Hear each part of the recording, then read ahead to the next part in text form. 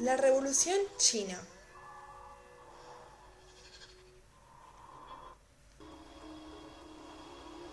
Síntesis.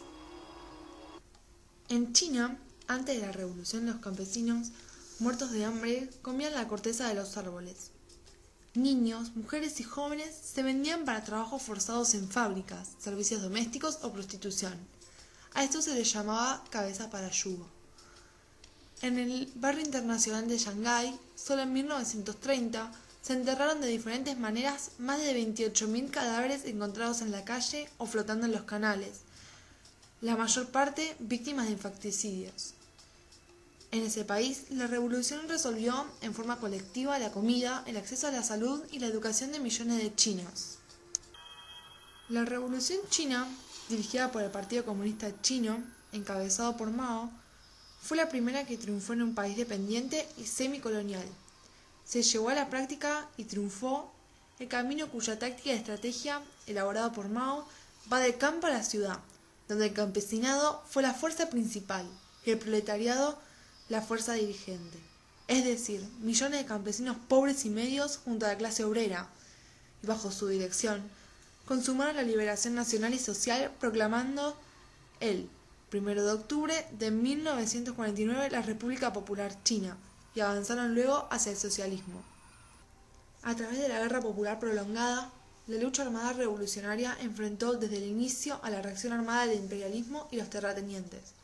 Los revolucionarios tuvieron que afrontar varias etapas del proceso revolucionario, con distintos enemigos y alianzas. Con la conquista del poder popular se produce una gigantesca transformación revolucionaria en China.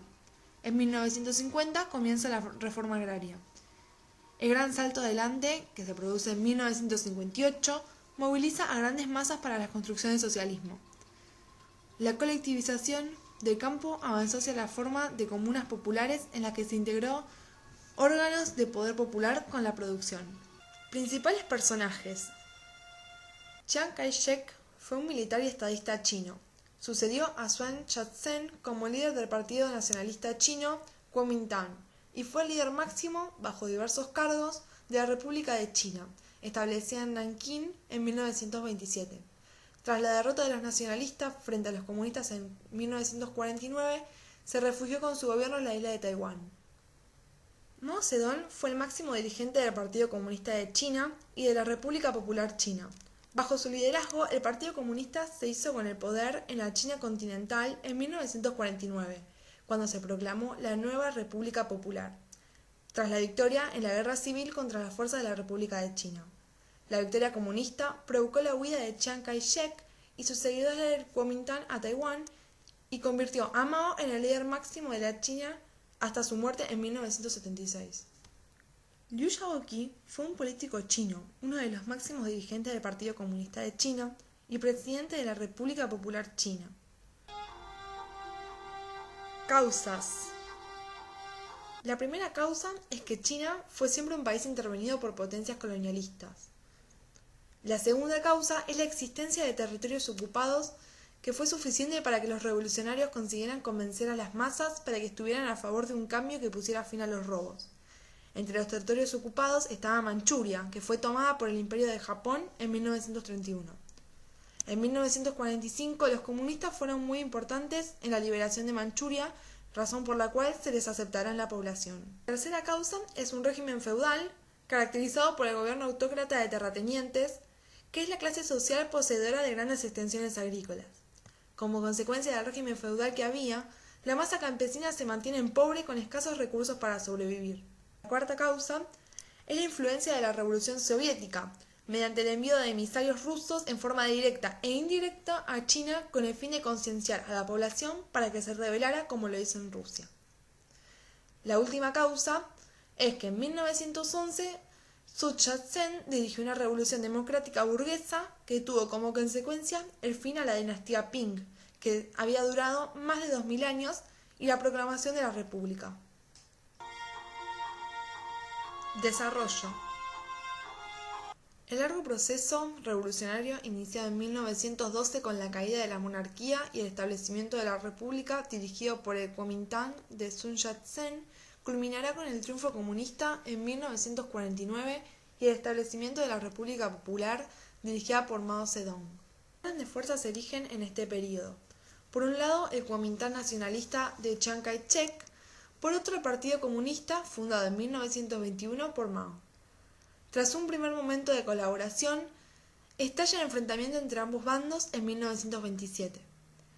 El choque culmina con el triunfo nacionalista en 1934 y la huida del Ejército Rojo de Mao en la denominada Larga Marcha. Tras haberse unido Manchuria en 1931, Japón lanza en 1937 la invasión de China. El gobierno nacionalista de Kuomintang y los comunistas dejan de enfrentarse y se alían en la lucha contra el invasor nipón. De 1940 a 1945 hay 4 grandes fuerzas en China.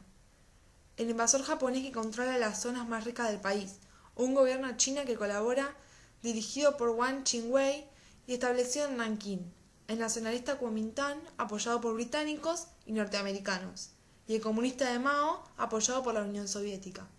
Cuando Japón es derrotado y abandona China, en 1945 vuelve a estallar la guerra civil entre el bando nacionalista apoyado por Estados Unidos y el comunista que recibe la ayuda de la URSS. La guerra concluye en octubre de 1950 con el triunfo del Ejército Rojo que proclama en Pekín la República Popular China.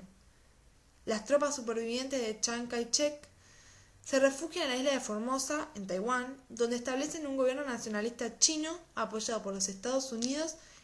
La revolución comunista china había triunfado. Consecuencias. La primera consecuencia de la Revolución China fue el establecimiento del gobierno comunista más duradero y estable de todos los tiempos. Otra de las consecuencias fue la aplicación de medidas económicas posteriores que causaron el desastre en el país. El gran salto adelante causó millones de chinos muertos por inanición, casos extendidos de canibalismo en las zonas rurales. La tercera consecuencia fue la destrucción de la cultura confuciana, obras, literatura, arte antigua china por representar para los comunistas, el fascismo entre su propio pueblo. La tumba de Confucio fue saqueada y su cuerpo desparramado por las calles. Además, otra de las consecuencias fue el nuevo resurgimiento del nacionalismo chino que había decaído hasta el más bajo nivel, por culpa de los japoneses. Mao despertó una vez más el patriotismo de los chinos. La última consecuencia es que tras la muerte de Mao, en 1976, los dirigentes chinos mantuvieron el modelo socialista. Sin embargo, se ha desarrollado una política económica más pragmática, que, lentamente, camina hacia una economía de mercado, aunque siempre controlada. El conductor de este cambio es Deng Xiaoping, uno de los dirigentes marginados del partido durante la Revolución Cultural, y rehabilitado posteriormente.